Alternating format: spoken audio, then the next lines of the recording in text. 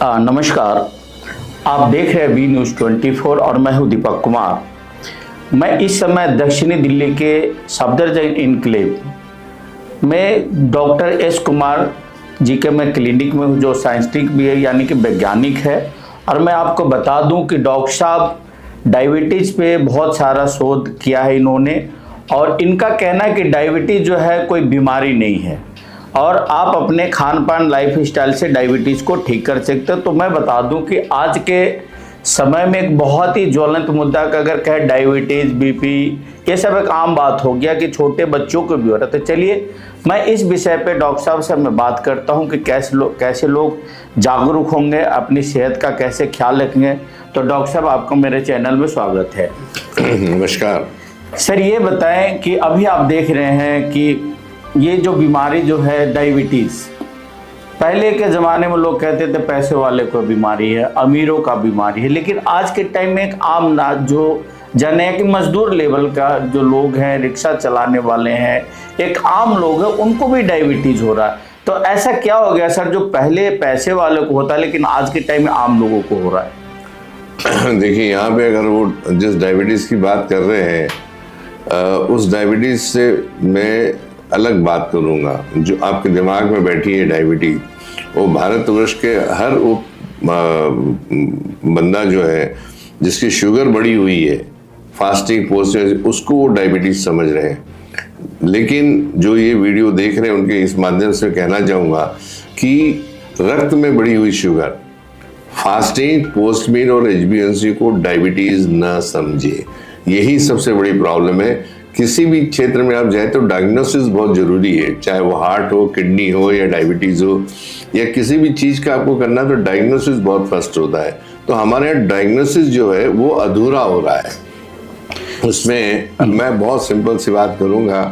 देखिए, जैसे मैंने अभी बताया कि हमारे यहाँ का जो डायग्नोसिस जो सिस्टम है जी वो पूरा नहीं है। देखिए, अगर किसी को टाइफाइड हो गया, मलेरिया हो गया, TB हो गया, डेंगू हो गया, तो क्या ठीक नहीं होता है? होता है ना, बिल्कुल होता है। और स्टिपुलेटेड टाइम में होता है। जी 6 महीने में डायबिटीज भी खत्म हो जाएगा, आपका टाइफाइड भी खत्म हो जाता है, आपकी TB खत्म हो जाती है। तो उसके लिए जो टेस्ट होते हैं ना, जिसको मैं डायग्नोसिस की बात कर रहा हूँ, जी तो वहाँ पे देखिए 2 तरह के। पहले होता है टेस्ट टेम्परेचर का। आपने टेम्परेचर देखा, क्रोसिन दिया, आपका टेम्परेचर खत्म हो जाता है। दूसरे दिन उसी जो पेशेंट है उसका ब्लड का सैंपल लेके फिर से डायग्नोसिस में जाता है कि वो किससे पीड़ित है, और टाइफाइड है, मलेरिया है, TB है, डेंगू है, उसके हिसाब से उसको दवाई दी जाती है। और 6 महीने में अंदर TB भी खत्म हो रही है। तो फिर जब डायबिटीज की बात आती है तो यहाँ पे पूरे टेस्ट नहीं हो रहे हैं। यहाँ पे सिर्फ होते हैं 3 टेस्ट, फास्टिंग शुगर, पोस्ट मील शुगर और HbA1c, और इसमें करार दे दिया जाता है कि आपको डायबिटीज है। जैसे उसमें कंफर्मेटरी टेस्ट होते हैं, वैसे जो टेस्ट मैं आप बताना चाह रहा हूँ कि भारत में इसके अलावा और 5 टेस्ट करना जरूरी है।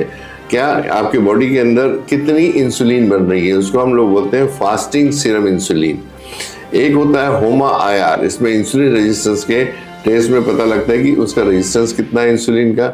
उसके बाद में आपके बॉडी जो पेंक्रियाज में कार्यरत बीटा सेल है उसकी क्वांटिटी कितनी है, उसके बाद में उसकी सेंसिटिविटी कितनी है, क्या कार्य क्षमता कितनी है। और एक आता है आपका C पेप्टाइड। ये C पेप्टाइड एक ऐसी चीज है जो आपके इंटरनल बॉडी के अंदर जब इंसुलिन बनती तब पाया जाता है। ये बाहर की जो इंसुलिन उसमें ये नहीं पाया। तो ये टेस्ट कंफर्मेटरी टेस्ट है, और जब ये टेस्ट कराए जाते हैं तो ये सारे के नॉर्मल आते हैं। तो ऐसी सिचुएशन में किसी को डायबिटीज कहना ये साइंस का अधिकार नहीं है और न ही कोई साइंटिस्ट बोल सकता है। सर, ये आपने जो भी 5 टेस्ट की बात किया, क्या वो टेस्ट भारत में नहीं हो रहा है क्या? डॉक्टर कुमार के सिया पूरे वर्ल्ड में कोई नहीं करा रहा, लेकिन मेडिकल बुक्स में ये हैं। आप चाहे अमेरिका चले जाएं, कनाडा चले जाएं, ऑस्ट्रेलिया चले जाएं, या भारत में कोई भी लोग रिकमेंड नहीं कर रहे। मुझे बताइए, आप पानी कब पीते हैं? प्यास लगती है जी। खाना कब खाते हैं? जब भूख लगती है। गाड़ी में पेट्रोल कब डालेंगे? जब खत्म हो जाता है। तो हम इंसुलिन कब लेंगे? जब हमारे बॉडी में इंसुलिन नहीं बनेगी। समझ रहे जी? बिना किसी टेस्ट के आपको बता दिया जाता है कि आपकी शुगर बढ़ी। आपको अभी आज ही एक बच्चा मेरे पास आके गया, उसको 21 दिन पहले उसको इंसुलिन चढ़ा दिया। माँ बाप परेशान। आज मैंने टेस्ट निकलवा के लाए तो बच्चे को तो डायबिटीज ही नहीं है, अभी इंसुलिन बंद करवाना पड़ा। तो ये परिस्थिति है कि जब छोटे छोटे बच्चों को भी डायबिटीज नहीं तो बड़ों की तो बात भूल जाइए। डायबिटीज तब कहलाएगा जब आपके बॉडी में इंसुलिन नहीं बनेगी। उसका जो एक टेस्ट होता है सी पेप्टाइड, ये 0.8 के नीचे होना चाहिए, उस बच्चे का 1.73 है। तो डायग्नोसिस जो होता है परफेक्ट होना चाहिए। और इसी कारण से हर आदमी जो इससे पीड़ित है वो एक्चुअल में डायबिटीज है ही नहीं, उसको बढ़ी हुई शुगर को डायबिटीज बोल रहे हैं। देखिए आपके बॉडी के अंदर शुगर तो बनेगी। मुझे बताइए, आपने जैसे बोला कि सरल भाषा में अगर बात करने की बात की, तो सरल भाषा में और मैं आपको बताना चाहूंगा, देखो सूरज तो उगेगा, बिल्कुल डूबेगा, बिल्कुल नियति है जी। चांद उगेगा, डूबेगा, बरसात गिरेगी, बंद होगी। लेकिन हमारे शरीर में जो बनने वाली शर्करा है, जिस दिन से हम लोग पैदा हुए उस दिन से वो कंटिन्यूसली बन रही है। अगर वो रुक जाए तो आपकी बॉडी कोलैप्स हो जाएगी। तो जिस फ्रिक्वेंसी में शुगर बन रही है हमारे बॉडी के अंदर, उसी फ्रिक्वेंसी में उसका यूटिलाइजेशन होना चाहिए, वो नहीं हो पा रहा है। तो क्या हो रहा है, शुगर बढ़ी हुई आ रही है। और यूटिलाइजेशन कहाँ होता है, हमारे शरीर की कोशिकाओं में। हमारा जो शरीर है 100 ट्रिलियन सेल से बना हुआ है।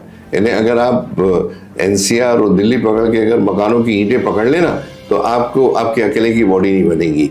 ईंट दिखती है लेकिन जो सेल कोशिका होती है बहुत छोटा होता है, उसको इलेक्ट्रॉन के माइक्रोस्कोप से ही देखा जा सकता है। और उसके अंदर 10,000 दरवाजे होते हैं जिसको इंसुलिन रिसेप्टर बोलते हैं, जिसके द्वारा शक्कर अंदर प्रवेश करती है। उसके ऊपर एक हल्की सी एक फिल्मी जो होती है प्लास्टिक की तर बैठ गई, जिसके कारण वो जो पोर्स है वो बंद हो गए, शक्कर अंदर नहीं आ रही है। तो मुझे बताइए एक लेमैन की भाषा में, अगर मैं वो उसका जो आवरण में निकाल दूं तो क्या होगा, शक्कर अपने आप अंदर जाएगी। जैसे हम लोग हेलमेट पहन रहे हैं, बरसात में आप कर दो, पानी नहीं लग रहा है। तो वैसे ही हमारे शरीर के अंदर जो शर्करा जो बन रही है ब्लड में, वो कोशिकाओं में नहीं जा रही है, इसलिए बढ़ी हुई है।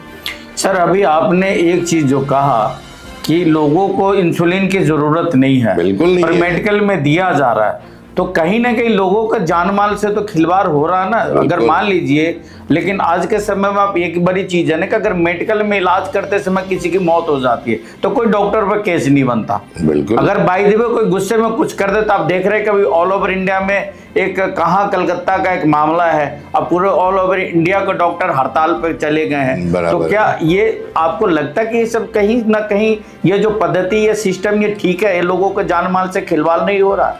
बिल्कुल जानमाल से खिलवाड़ हो रहा है। हमें कहना चाहिए कि अगर हमें किसी भी चीज़ की है तो हमें, जो मैंने बताया कि जांच पड़ताल की जो बात होती है, मैं अपने विषय से नहीं हटूंगा, ये जांच पड़ताल भारत में आवश्यक होना चाहिए। गवर्नमेंट ने मैंडेटरी कराना चाहिए। अगर ये हो जाए तो मुझे लगता है कि आने वाले 50 साल में डायबिटीज़ का नामो निशान यहाँ से निकल जाएगा, जैसे पोलियो का नाम निशान खत्म हो गया है। ये एजुकेशनल कंसेप्ट है। मैं भारत में मेरे 50 क्लिनिक है, चाहे आप पटना की बात करें या गुवाहाटी की बात करें, कलकत्ता की बात करें या जयपुर की बात करें या बेंगलोर की बात करें, मैं हर जगह अवेलेबल हूँ। पिछले मेरे 20 साल से मेरे को एक भी पेशेंट जो डायबिटीज़ है मेरे इसमें नहीं मैं बोल पाया, क्योंकि उसकी शुगर बढ़ी हुई थी लेकिन उसके डायबिटीज, उसका पेंक्रियाज अच्छा काम कर रहा है, उसके बॉडी में इंसुलिन बन रही है, उसके बॉडी में सी पेप्टाइड है, तो फिर उसको डायबिटीज कैसे कहें? शुगर का नहीं। अब सिंपल मैं बताऊं कि देखिए आप ऐसे चल रहे हैं और अगर इधर ऑब्स्ट्रक्शन आ गया तो क्या होगा, कोई चीज रुक जाएगी। तो शुगर आपकी तो चली जा रही है लेकिन उसका ऑब्स्ट्रक्शन बन गया है, मैं इसको निकाल दिया तो शुगर अपने आप अंदर चलेगी। अब इससे सिंपल भाषा तो शायद मुझे नहीं आएगी समझाने के लिए। तो भारत में मेरा ये कहना है कि किसी को भी डायबिटीज नहीं है। ये अगर ये टेस्ट कराते हैं तो मैं आपका अश्योर करता हूँ 99% लोग के ये टेस्ट नॉर्मल होते हैं। इसलिए अभी वो समय आ गया है कि परिभाषा जो है ये बदलना पड़ेगा डायबिटीज की, कि बढ़ी हुई शुगर को डायबिटीज ना समझे अगर ये टेस्ट कराते हैं तो। देखिए शुगर आपका फंडामेंटल राइट है, जिसके कारण आप जिंदा हैं, उससे आपको ऊर्जा प्राप्त होती है, तो आपको तो बनने ही वाला है। शुगर आपका दुश्मन नहीं है, आपका दोस्त है। लेकिन कोई भी चीज़ अगर एक्सेस में होगी, एक्सेस में कब होगी, बरसात गिर रही है, पानी नीचे जमा हो गया और उसको नहीं निकाल रहे तो बड़ा हुआ आएगा। ऐसे ही अगर हमने कोई उसका एग्जिट पॉइंट खोल दिया तो पानी निकल जाता है। वैसे ही शुगर आपके बॉडी में कंटिन्यूसली बन रही है जिस दिन से आप पेट माँ के पेट से बाहर है और पहली किलकारी मारी आपने। जब तक माँ के पेट में थे तब वो जो प्लेसेंटा बोलते हैं, जो नाड़ी बोलते हैं, खान पान और सारी चीजें माँ के ऊपर डिपेंड करती थी। जैसे ही आपने उसको प्लेसेंटा को काटा तो आपकी नई जिंदगी चालू हो गई। आप अपनी खुद शर्करा बनाने लगे।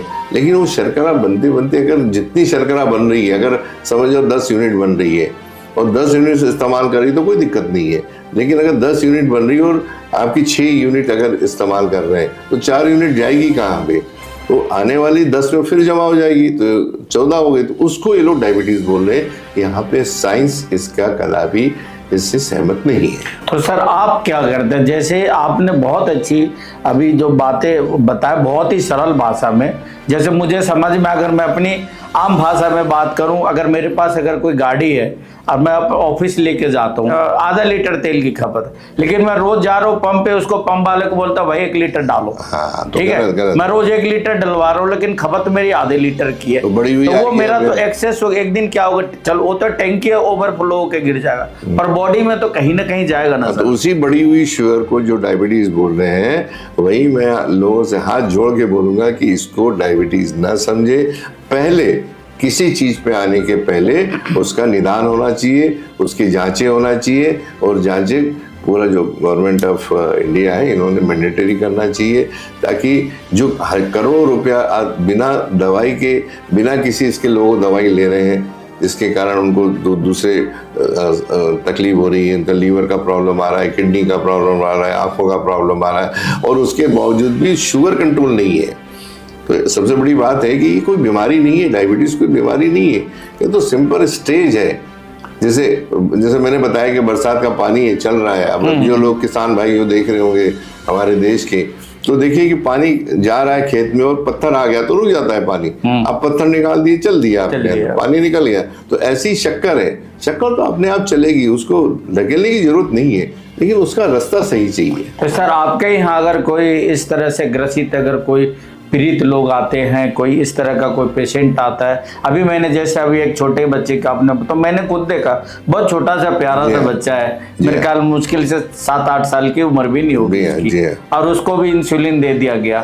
तो पता नहीं उसके लाइफ स्टाइल पे क्या फर्क पड़ेगा। दूसरी चीज, वो बच्चा मुंह से आवाज नहीं निकाल रहा है, इतना सहमा हुआ है, उसको सहम गया कि भाई छोटे माँ बाप, उससे ज्यादा माँ बाप को सहमे हुए, मेरे छोटे बच्चे ने क्या पाप कर दिया, क्यों इसको इंसुलिन लगाया गया।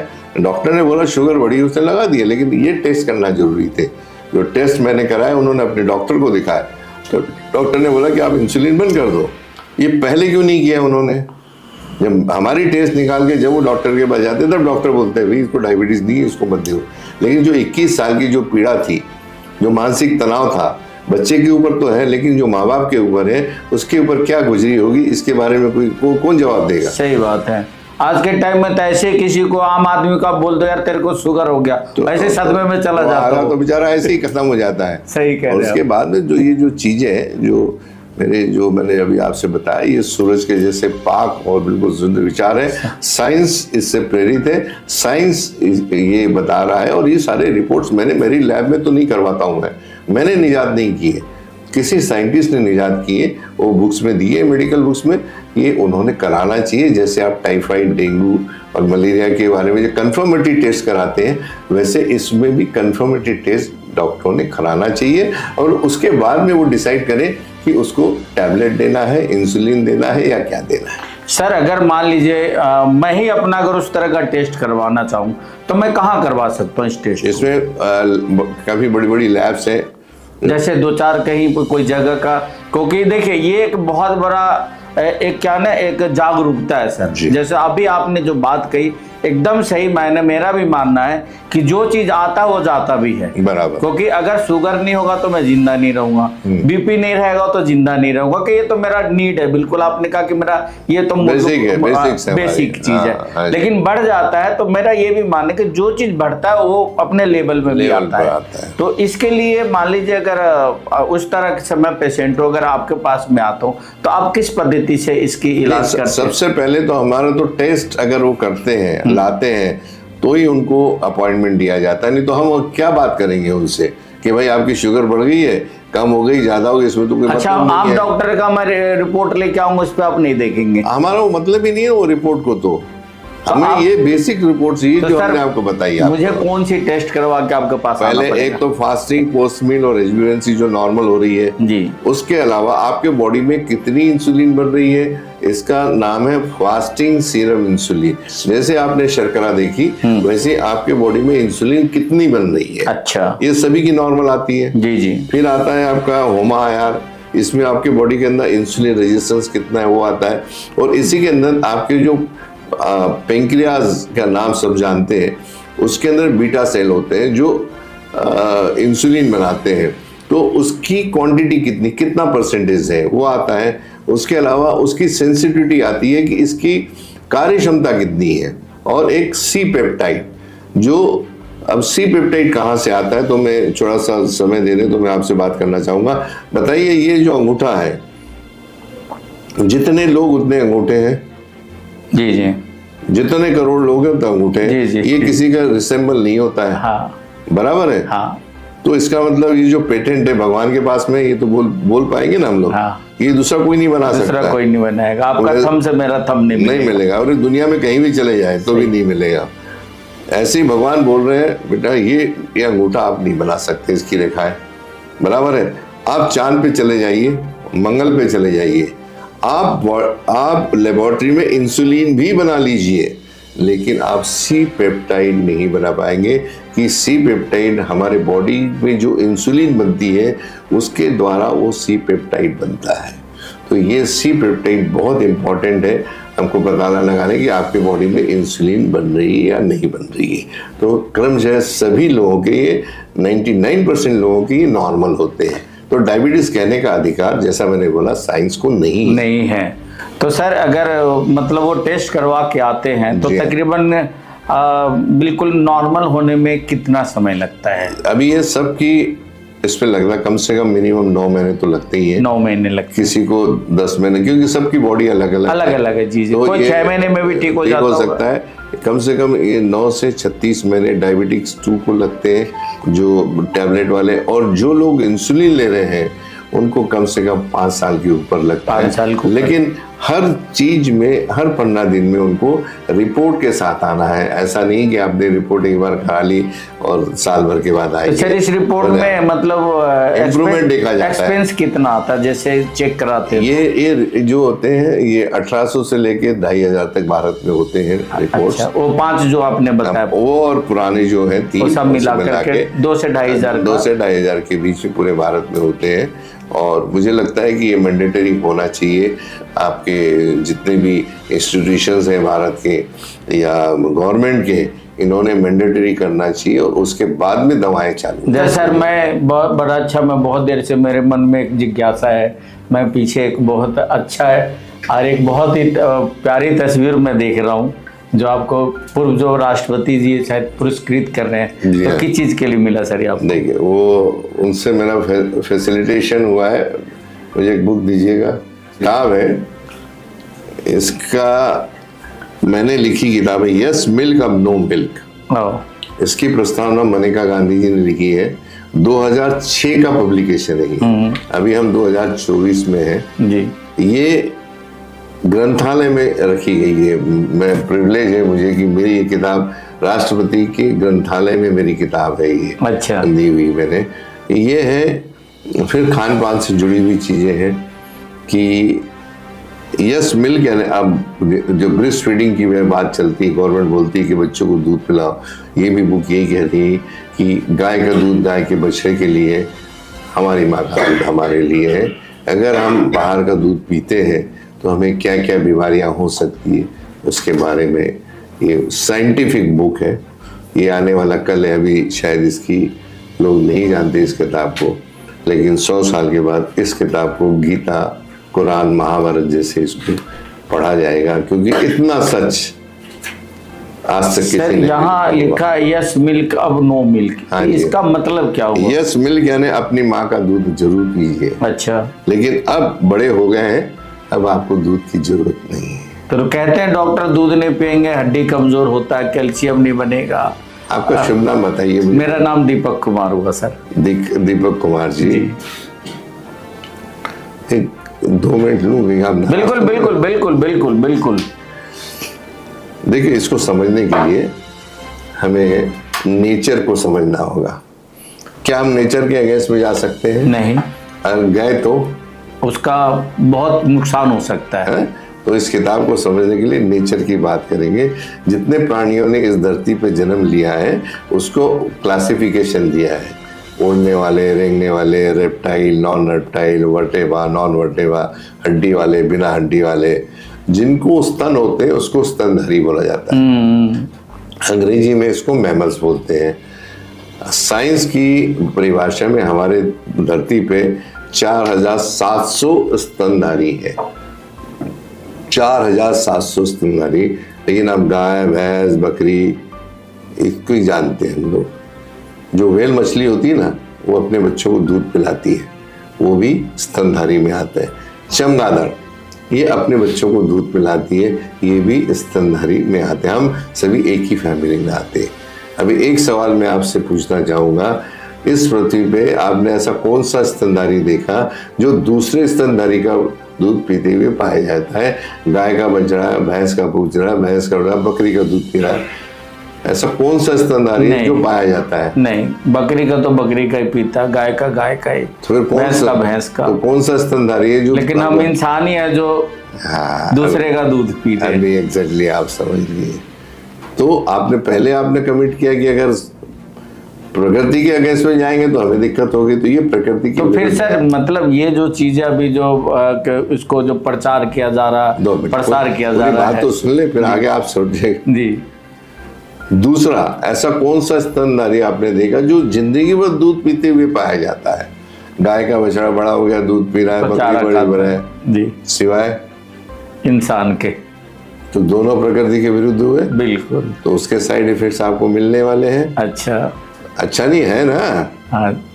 कि नहीं? तो मेरे भी घर में लगभग रोज 2.5 से 3 किलो दूध आता है। प्रभु।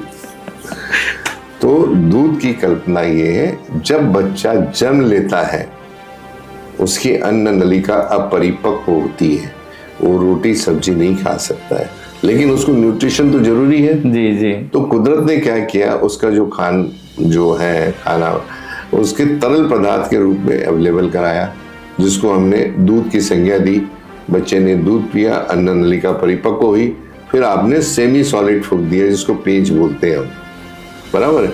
और जैसे ही दांत आते हैं बच्चे को, रोटी सब्जी खाना चालू किया कि माँ के शरीर से दूध अपने आप खत्म बंद होना शुरू, सही कहते हैं। और उसको फिर कब आता है दूध? दूसरी प्रेगनेंसी में। जी जी। अगर मुझे बताइए, अगर वाकई में इंसान को दूध की जरूरत होती तो माँ कंटिन्यूसली दूध देती। सही कहते हैं। और आप, मैं और जितने लोग ये देख रहे हैं इस प्रोग्राम को, सबको अपनी माँ से दूध आज भी मिलता।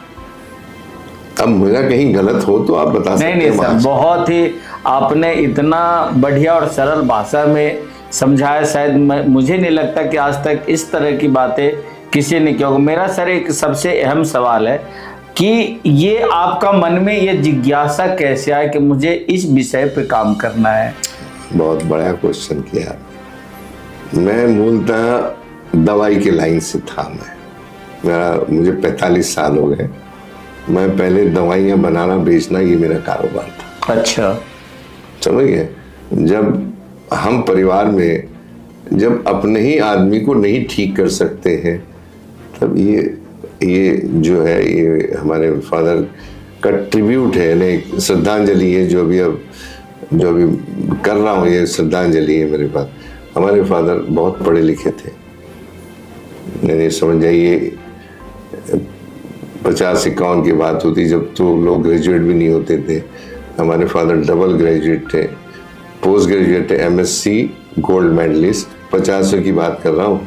उसके बाद उन्होंने इंजीनियरिंग की थी Bangalore Indian institute of science से। क्लास 1 ऑफिसर है, उनके बच्चे रहे हम लोग। ये वो इसलिए नहीं बता रहा हूँ कि वो क्या थे, मैं ये बताना चाहता हूँ कि हम कितने भी पढ़े लिखे रहे, हम नासा में भी चले जाए, लेकिन खुद के शरीर के बारे में जीरो है। जी जी, ये तो आप मानेंगे, तो इसलिए मैं बता रहा हूँ। तो जब विषय उनसे चलता रहा, लेकिन जब रिटायर्ड हो गए तो उनको पैर की तकलीफ बहुत होती थी, चल नहीं पाते थे। तो डॉक्टर के पास जब हम जाते थे तो बोलते थे भाई इनका तो ऑपरेशन कराइए, इसके बारे में उनको कराना नहीं था। और अनफॉर्चुनेट 2000 साल में उनकी कार्डियक अरेस्ट से मौत हुई। और जब हम शमशान में जब उनको जलाया गया, उस समय वो ग्लानि पैदा हुई कि जिस आदमी ने आपको जन्म दिया उसके लिए आप कुछ नहीं कर पाए, आपकी जो शिक्षा है वो कोई काम नहीं कर पाई। तो फिर वहाँ से थोड़ा हमने सोचने लगे कि मेडिकल फील्ड के आदमी होकर अगर हमने जिस आदमी ने जन्म लिया उसके लिए कुछ नहीं कराया तो क्या मतलब है जीने का।